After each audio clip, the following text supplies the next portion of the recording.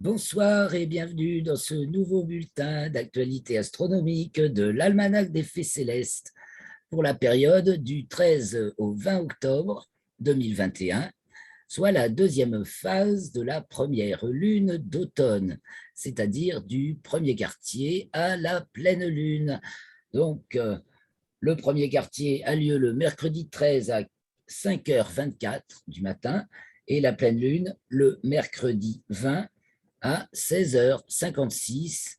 Nous allons donc détailler tout ce qu'il y a à voir cette semaine de visible dans le ciel, possiblement visible, et puis tout ce qui se passe également, qui ne se voit pas, mais qui tend la toile des événements.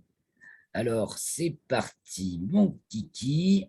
Nous allons sans plus attendre partager mon écran. Nous allons sur Stellarium.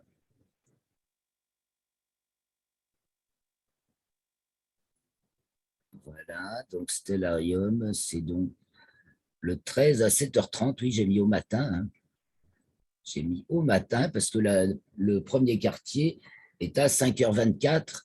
Donc, on l'a vu, on l'a vu la semaine dernière, le soir. Alors, je vais faire lever la lune.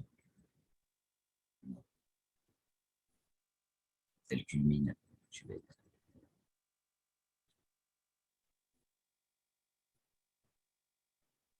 Je me suis bien mis le 13 à 7h30. Non, c'est le contraire. À 7h30, c'est le soleil qui se lève. Donc, le 13 à 7h30, on ne la voit pas. C'est la veille qu'on la voit. C'est un premier quartier. Donc, elle culmine au début de la nuit. Donc, le 12 au soir, elle culmine.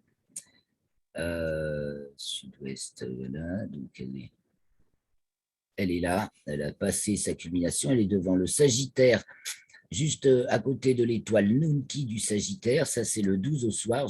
Elle est pratiquement en quartier, puisque il advient, bon, elle va se coucher à 22h, 23h, elle est couchée, et le premier quartier, donc, advient le lendemain matin à 5h24 dans le 21e degré du signe du Capricorne. Elle se trouve, le soleil, 21e balance, donc ils sont carrés, premier quartier carré.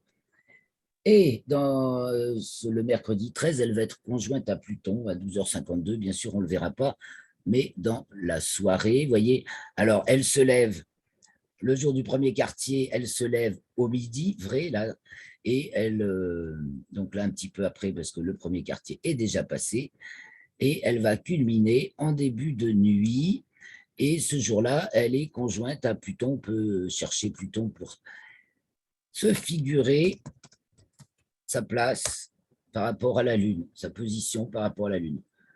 Voilà. Le 13 au soir, la Lune, légèrement gibbeuse croissante, le quartier un peu plus gros, et Pluton ici, voilà, on peut regarder la figure que ça forme avec les étoiles du Capricorne, Dabi et Algédi, la planète Saturne, la Lune, et puis l'invisible Pluton. On a déjà perdu.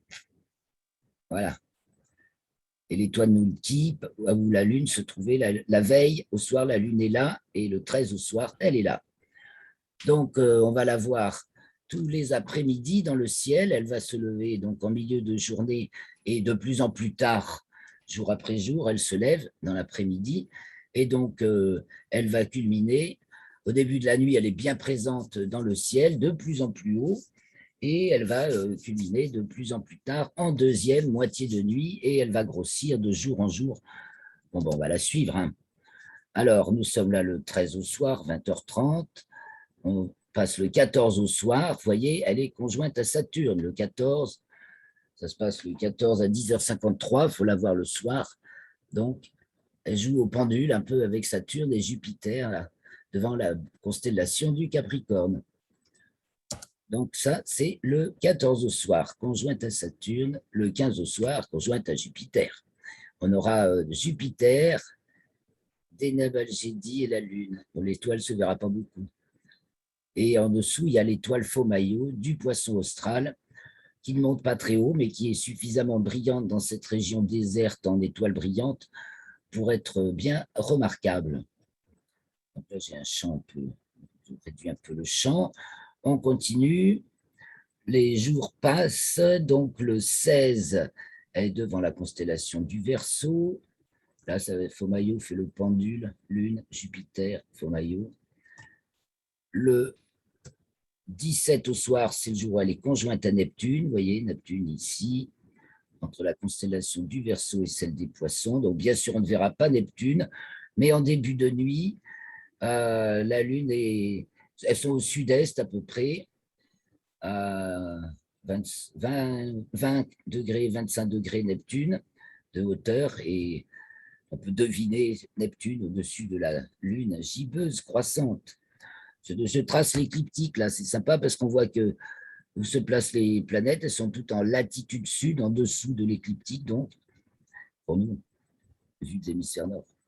Et la Lune est très bas parce qu'elle elle atteint sa latitude minimale le 16 à 8h48. Donc, elle passe en dessous des planètes, hein, toute Saturne, Jupiter, Neptune. Et donc, on continue. Nous arrivons au 18. Je me centre sur la Lune. Le 18, eh bien, elle est entre la constellation des Poissons et celle de la Baleine. Le 19, elle approche, elle est toujours devant les Poissons. Et le 20, pour la pleine Lune, là, elle est pleine, toujours devant les Poissons. Elle est entre les Poissons et la Baleine. Le 21 au soir, elle va être conjointe à Uranus. C'est un petit peu dans l'ambiance. Et donc, vous voyez, alors, je peux laisser l'écliptique. Ça aide à prendre des repères. Donc, on va la voir se lever pour la pleine Lune. On va guetter la Lune le 19 et le 20 au soir. Et même, on va la suivre toute la nuit du 19 au 20 et celle du 20 au 21. Alors, le 19, le 19 au soir, voilà, elle va se lever un peu avant quand même le coucher du soleil. Elle se lève une vingtaine de minutes avant le coucher du soleil. Et vous voyez, si elle était en latitude nord, elle se lèverait vachement plus tôt et vachement plus vers le nord-est. Et là, elle est en latitude sud, donc elle se lève un peu plus sud et plus tard. Donc, ça, c'est son lever à 18h53 le 19, donc avant le coucher du soleil, qui advient à 18h56, ça va pas longtemps avant. Pas longtemps avant. C'est même pas une vingtaine de minutes. Je dois réviser ma copie. Et puis donc, dans la nuit, eh ben, elle va grimper dans le ciel. Elle est donc devant la constellation des Poissons. Elle culmine au milieu de la nuit. Voilà, au moment de sa culmination. Donc, à une cinquantaine de degrés de hauteur, hein, devant les Poissons, la grosse belle lune bien pleine. Et puis, elle va se coucher avant le lever du soleil. Parce que vraiment, elle est encore en latitude sud. Elle fait sa flémarde, presque. Mais la pleine lune a lieu à 16h, donc c'est plus en deuxième moitié de journée, le 20. Et puis, donc, on va la rechercher, on va la guetter le 20 au soir, une fois la pleine lune passée. Donc là, elle va se lever un petit peu après le coucher du soleil, une vingtaine de minutes après. Voilà, elle apparaît. Et elle remonte un petit peu en latitude, vous voyez, elle est encore sous l'écliptique. Et puis, ce coup-ci, elle culmine un peu plus tard, aux alentours de 2 heures, même à 1h30. 2 heures, aux alentours de 2 heures. Et donc, elle va se coucher, ce coup-ci, quand même, après le lever du soleil, puisqu'ensuite, en troisième phase de la lunaison, une fois la pleine lune passée, elle se lève après le coucher du soleil, de plus en plus tard, et elle se couche après le lever du soleil, de plus en plus tard. Et là, donc, cette semaine, nous allons la voir dans le ciel l'après-midi. Et elle va illuminer de plus en plus les nuits. Donc, elle va être conjointe, je le rappelle, à Saturne le 14, la Jupiter le 15, ça, ce sera très, très visible, et à Neptune le 17, ça, c'est pas visible. Qu'est-ce qu'il va y avoir d'autre à voir cette semaine dans le ciel? Alors, donc en début de nuit, on a la Lune, mais il ne faut pas louper en début de nuit. Alors là, je vais mettre un paysage océan parce qu'il nous faut un horizon bien dégagé. Donc en début de nuit, on va chercher Vénus, Vénus qui est conjointe à Antares le 16. Donc c'est Antares, alpha du Scorpion, se couche de bonheur. Là, je reviens dans la nuit.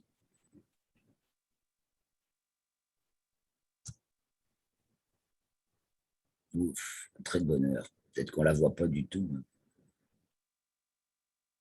Non, si, quand même. Voilà. Voilà Vénus et Antares, donc on va avancer un peu plus tard pour les voir.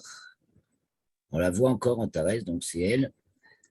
Allez, ce sera visible à 20 heures. À 20 heures, c'est la bonne heure. À 20 heures, on peut remarquer, donc ça c'est le 20, on va revenir de soir en soir, en remontant le temps de soir en soir, et on va la voir passer tout près d'Antares. Donc ça c'est le 20, donc je viens de revenir au 19, excusez-moi, le 19, Vénus Antares, le 18, le 17, c'est le jour où elles sont le plus serrées. Vénus n'est qu'à 1,5 degré au-dessus d'Antares, parce qu'elle aussi, elle est en latitude sud. Vous voyez, la place d'Antares par rapport à l'écliptique, elle est, je ne sais plus exactement quelle latitude, c'est pas marqué, il faut que je l'affiche. Et donc, Vénus, là, elle est à moins 3, blablabla. Oui, elle est dans les moins 3 degrés de latitude également. Et donc, Antares, c'est bien moins 4. Bref, elle est, du coup, comme Vénus est en latitude sud assez importante, elle est presque à toucher Antares. Donc, intéressant à remarquer de soir en soir, et on peut le remarquer donc le 16, le 15, le 14, le 13, le 12, donc on la suit de soir en soir, devant la constellation du Scorpion, et le 17, le 16, on la remarque toute proche d'Antares, mais le spectacle est fugace, puisque Vénus se couche à 20h56, et à peu près en même temps qu'Antares, donc à voir avant 21h, bien sûr. Voilà pour ce qu'il y a à voir le soir, puisqu'après on a la Lune et les planètes qui conjointes aux planètes brillantes, ce sera ça du spectacle. Et ben, au milieu de la nuit, on a donc la Lune, elle passera devant la constellation des Poissons, dans la pleine Lune. Le matin, voilà, c'est le matin qu'on va Mercure, on va avoir Mercure à partir du 15. Parce que si vous vous souvenez, la semaine dernière, Mercure est passé en conjonction inférieure, donc passé entre la Terre et le Soleil. Elle a donc basculé du ciel du soir, où elle était franchement pas bien visible, cette dernière période, à celui du matin, où elle va être bien, bien visible pendant presque un mois à partir du 15. Donc on va aller chercher Mercure le matin à partir du 15. Avant, ce n'est pas la peine, mais à partir du 15, donc le matin, du côté de l'Est, qui se lève. Alors, elle n'est pas encore levée à 6 heures, même pas à 7 heures.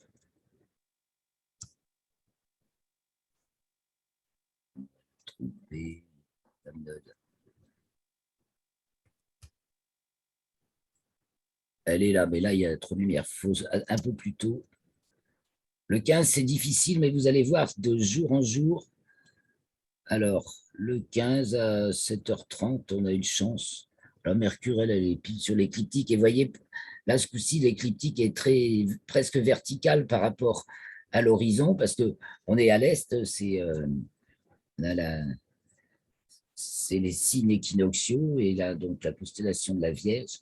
Mercure est devant la constellation de la Vierge. Et donc, on va voir comme elle avance sur l'écliptique, elle va monter beaucoup de matin en matin.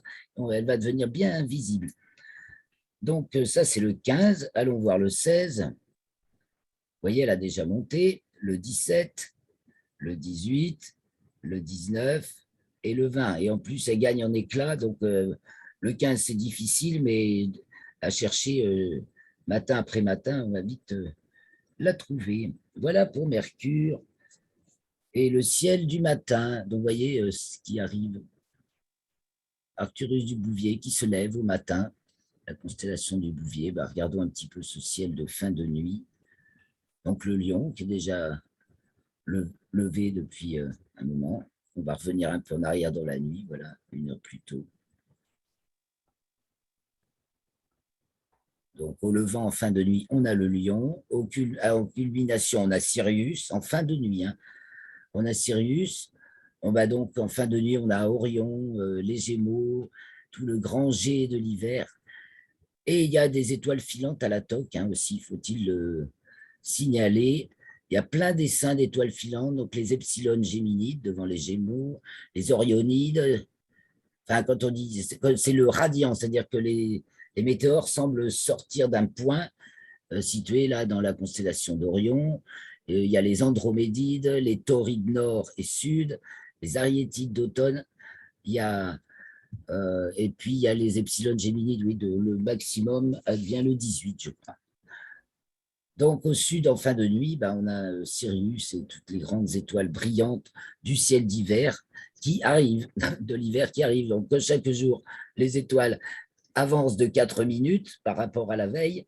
Et bien, ce ciel de fin de nuit d'automne va devenir le ciel de milieu de nuit d'hiver, puis de début de nuit de printemps. Alors on tourne à l'ouest, va se coucher la lune parce qu'elle est devant la constellation des poissons. Donc les poissons, la baleine, sont sur le couchant Andromède. Et voilà. Et alors en fin de nuit, eh bien au nord, on a le dragon qui rase l'horizon, qui vient de passer à sa culmination inférieure, et la grande ours qui remonte, qui remonte, qui remonte. Et donc voilà. J'arrête le partage pour l'instant.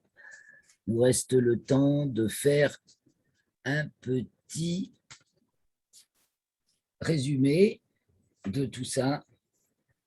Je n'ai pas encore été chercher d'images. Je ne sais pas si je vais avoir vraiment le temps d'en mettre cette semaine. On va voir. L'article sera en ligne au plus tôt demain soir. Mais c'est pour ça l'intérêt de profiter de la vidéo. Avant, c'est plus sympa. Donc, faisons un petit récapitulatif. J'ai partagé mon tableau, là, ce coup-ci. Il est celui-là, sur ma feuille de calcul. Ma planche de travail.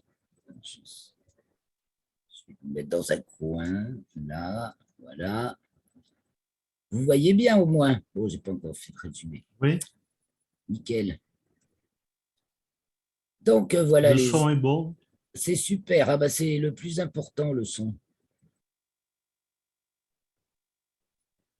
Alors, donc, voilà, parce qu'on n'a pas parlé de tout. En plus, il se passe des trucs. Hein. Donc, ce premier quartier de lune a lieu mercredi 13 octobre à 5h24, marquant le 21e degré du signe du Capricorne et Soleil Balance. Devant les constellations du Sagittaire pour la Lune, Vierge, le Soleil. Le 13 à 12h52, la Lune est conjointe à Pluton. Ensuite, elle arrive devant la constellation du Capricorne à 21h10 et entre dans le signe du Verseau à 22h47. Voilà pour le 13. Jeudi 14, la Lune rentre dans les limites zodiacales sud parce qu'elle en était sortie. Elle a atteint ça depuis le 10 octobre et elle avait atteint sa déclinaison minimale le 12 octobre, moins 26 degrés en dessous du plan équatorial. Elle sort de plus en plus des limites zodiacales. À chaque sortie, elle va un peu plus loin en ce moment. Donc, elle remonte en déclinaison, n'est-ce pas? Alors, Pluton atteint sa déclinaison minimale également le jeudi 14 octobre à 8h06. Et cette déclinaison minimale est sa déclinaison minimale absolue. Parce que, évidemment, elle varie en déclinaison à cause de ses rétrogradations. Quand la planète, ça le fait pour toutes les planètes, est rétrograde, il s'ensuit une inversion du mouvement en déclinaison. Mais là, Pluton est dans le 25e degré du signe du Capricorne, donc passé le point solsticial depuis 25 degrés, 0 Capricorne, donc normalement plus bas. Mais en déclinaison, elle atteint sa déclinaison minimale absolue. Donc, ce jour-là, après elle va remonter, elle redescendra, mais jamais aussi bas. Et elle n'était jamais descendue aussi bas dans ce cycle-là de 249 ans de Pluton. Donc, alors, il y a plein de travail de recherche possible sur ces phases de Pluton aussi en déclinaison. Tout ça est fort intéressant quand on s'intéresse vraiment au mouvement profond de ce qui anime le monde, quoi. Les concepts, qui est l'évolution des concepts, en fait. Alors, nous continuons. Jeudi 14, toujours à 9h32, Mercure est conjointe à Uranus en héliocentrique dans le 13e degré du signe du Taureau. Elles sont d'ailleurs presque en parallèle de latitude. Héliocentrique. Ah oui, d'ailleurs, il ne faut pas oublier de dire un truc à propos de Mercure. Jeudi 14, toujours 10h53, la Lune est conjointe à Saturne. Donc la Lune passe en dessous, 3,50 degrés en dessous de Saturne. C'est dans le 7e degré du signe du Verseau, devant la constellation du Capricorne. Jeudi 14, Uranus atteint sa latitude minimale à 14h41.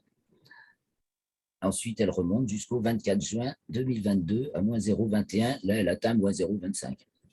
Donc, elle, c'est pareil. En latitude aussi, hein, ça fait des paliers en raison des rétrogradations. Jeudi 14, en héliocentrique, Vénus rentre dans le signe des Poissons à 16h01. Elle y reste jusqu'au 2 novembre. Et nous arrivons à vendredi 15. Sinon, en géocentrique, elle est dans le signe du Sagittaire. Vendredi 15, elle arrive devant la constellation d'Ophiuchus. Elle est alors au 9e degré du signe du Sagittaire.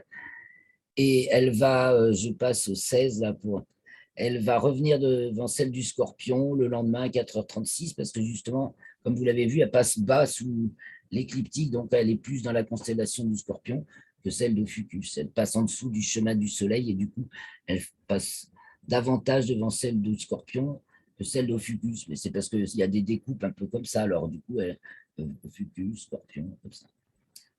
Voilà pour Vénus. Vendredi 15, Mercure passe à son nœud ascendant, donc à 9h50 en héliocentrique, 9h58 en géocentrique.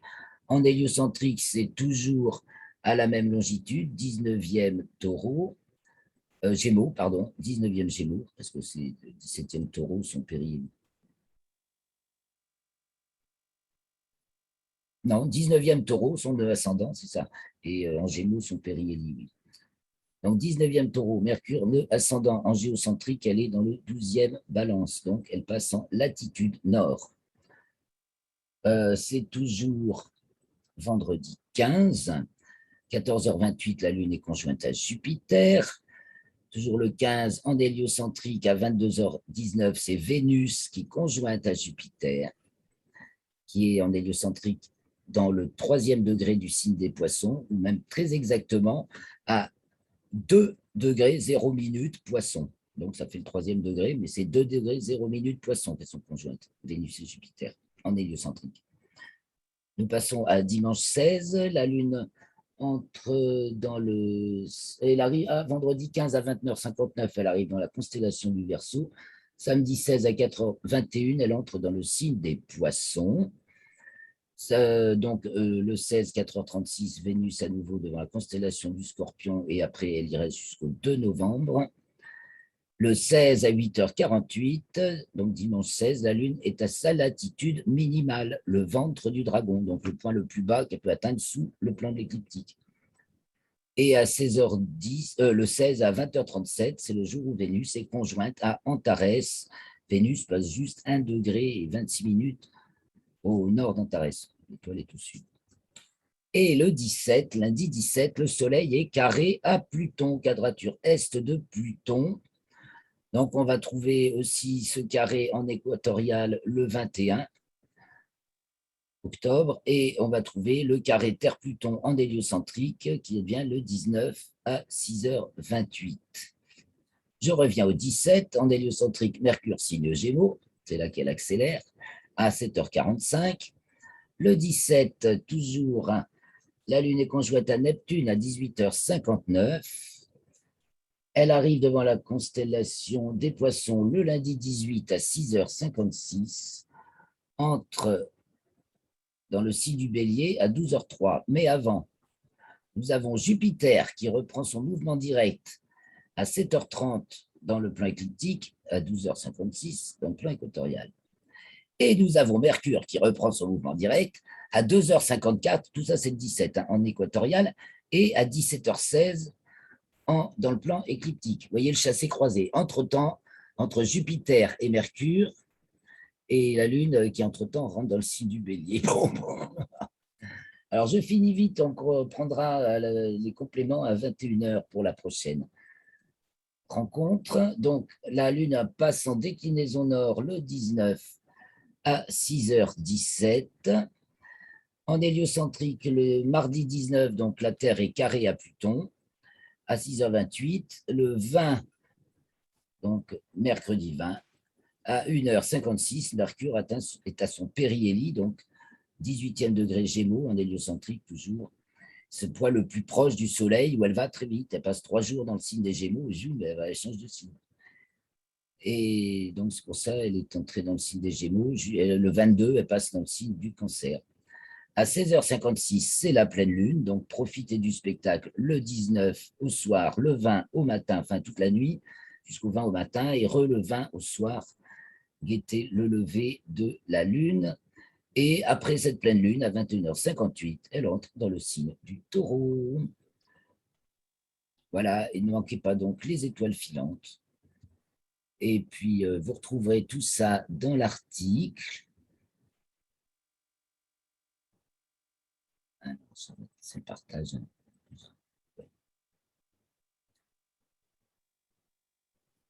Et je peux avoir oublié. Vous avez des questions, des remarques?